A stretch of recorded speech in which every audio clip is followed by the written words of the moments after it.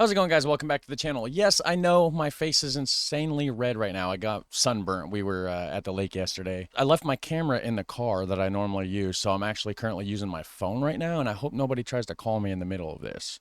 But anyhow, we're going to be checking out Naarden, the Netherlands' best preserved medieval fortress city. Prime Picks is the original channel. Links down below for this.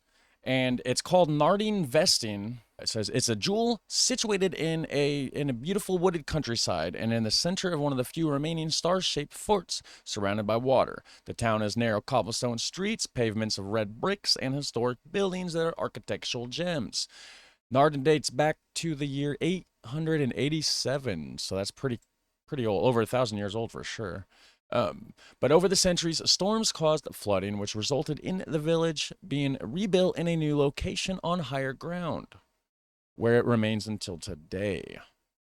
Wait a minute. Okay, so where's the original? Is there anything left of the original before it got moved? That'd be interesting to know. Maybe it'll cover it in this video. One of the best preserved fortified towns in Europe. Naarden's star-shaped fortifications, complete with bastions, moats, and double walls, are a sight to behold. The aerial view of Naarden is awe-inspiring, but walking through the well-preserved gates and along the ramparts is an equally impressive experience. So this place sounds incredible. Star-shaped fortress cities.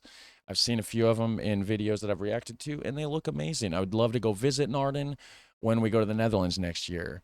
Looking at the map, it looks like it is north of Utrecht and east, a little bit southeast of Amsterdam. We're going to check it out, guys.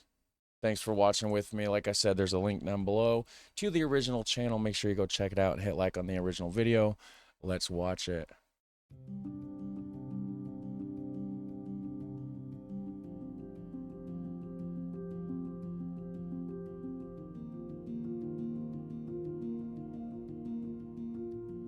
A collection of merged and re-narrated videos. Okay. Naarden-vesting is a jewel, situated in beautiful wooded countryside and in the center of one of the few remaining star-shaped forts surrounded by water. The town has narrow cobblestone streets, pavements of red brick, and historic buildings that are architectural gems. Naarden dates back to 887.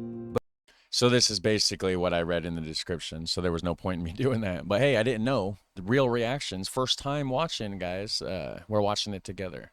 I don't pre-watch anything. But over the centuries, storms caused flooding, which resulted in the village being rebuilt in a new location on higher ground where it remains until today. One of the best preserved fortified towns in Europe, Naarden's star-shaped fortifications, complete with bastions, moats, and double walls, are a sight to behold. So this outer rim, I wonder if this, so would this technically be part of Naarden then? Because this outer part is part of the fortress, it's part of the star-shaped fortifications. So I wonder what was here. Probably like military people back in the day, like the army and stuff, I would assume, to protect the city. Are a sight to behold. The aerial view of Naarden is awe-inspiring, but walking through the well-preserved gates and along the ramparts is an equally impressive experience. During the 13th and 14th centuries, a couple of monstrous storms swept over Holland. Hundreds of thousands acres of land were washed away, and a giant inland sea was created, the Southern Sea, Zee der Zee. Like many others places, the old town of Naarden, also heavily damaged during one of the many wars of the time, was abandoned and given to the sea in the year 1350.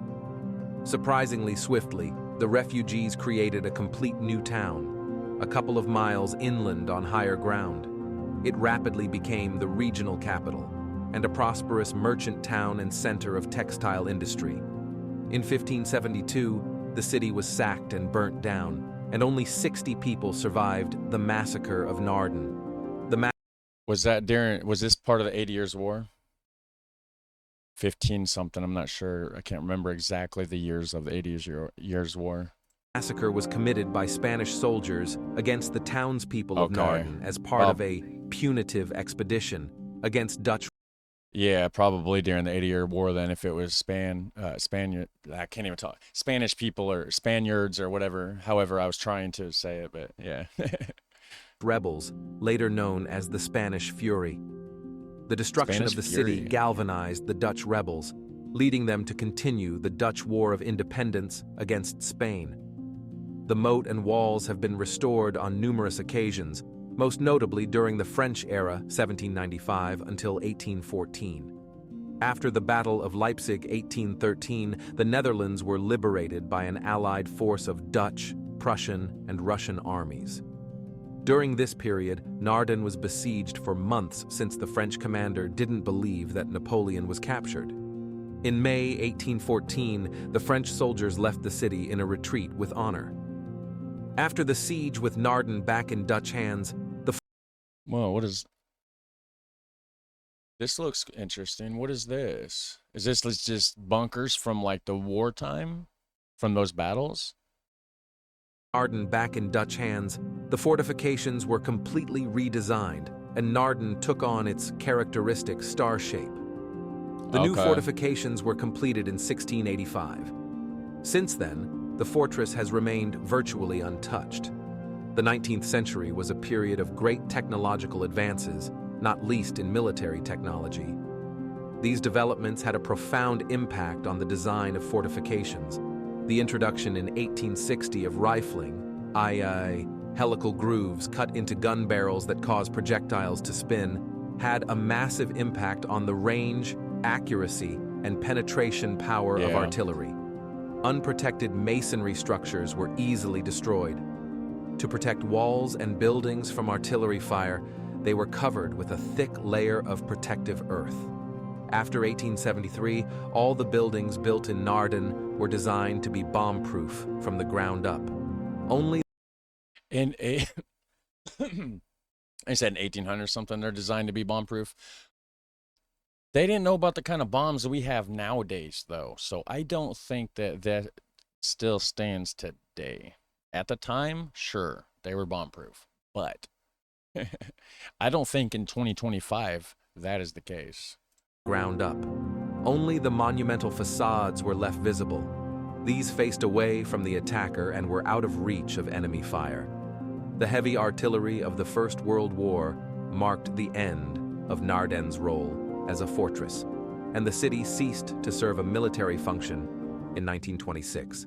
Okay. Underground is a gunpowder room, and brick and mortar bomb-proof buildings covered with earth, casemates.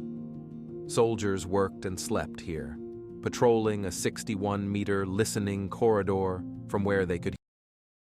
Okay, for some reason, I couldn't tell what he had because it's in the shadows. For some reason, I thought this man was walking down this tunnel with a pineapple in his hand. Obviously, it's a hat. I realized it just then, but prior to that, it certainly looked like the shadow of a pineapple. Hear enemy movements. They wore soft footwear, no hobnailed boots, to ensure that no sparks ignited the gunpowder. Okay. The great church, Grote Kerk, in Markstraat dates from the 15th century. Prior to the Protestant Reformation, it was named for St. Vitus. It is one of the oldest surviving churches in the Netherlands, having had the good fortune to survive the Spanish invasion of 1572 and the subsequent burning of the town.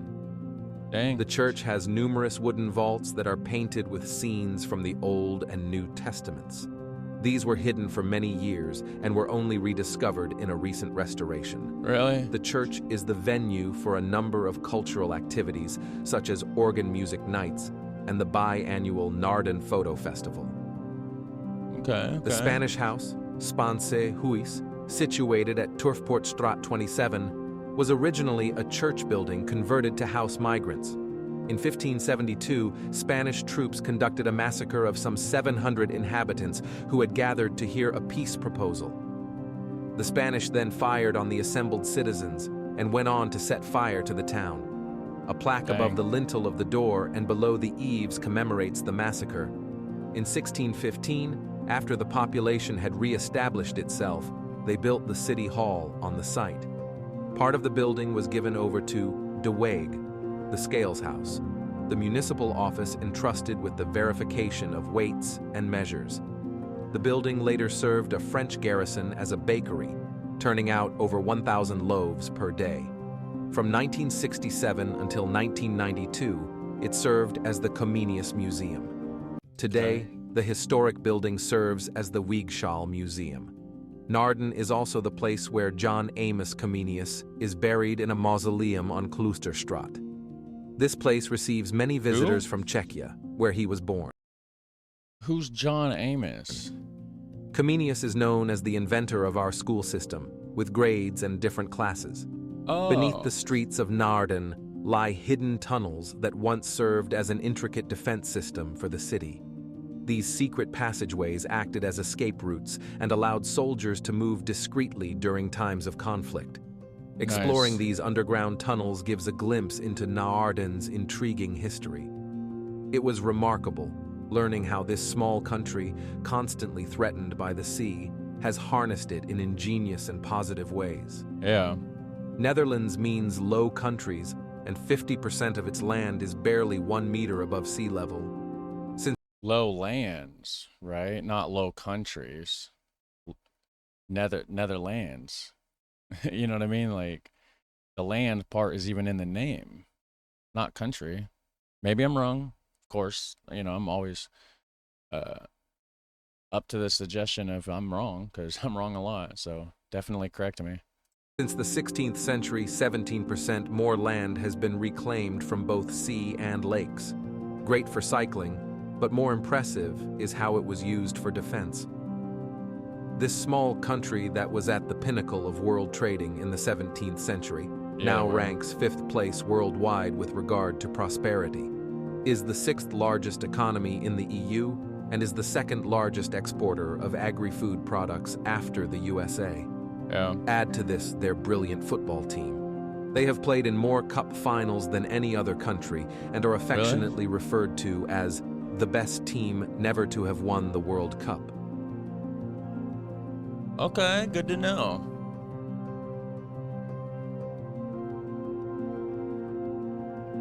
It's just crazy. You just got this massive, like, cathedral or chapel or whatever you want to call it. The church, the Grotekirk, Probably didn't pronounce that right, but that's cool. And I guess that's the end of the video anyways. There's only 3 seconds left. There's no reason to push play on that. So, Naarden, guys, is it worth a visit? Should I go there? I mean, of course it looks like it's worth a visit, but, like, should I go there? There's so much in the Netherlands to do, so, of course we would have to fit it in our plans if we do go, but it'd be pretty cool. It looks great. But anyways, thanks for watching, guys. Do me a favor, hit like and subscribe. Have a super fun, awesome day, and I'll catch you in the next one. Take care. Bye.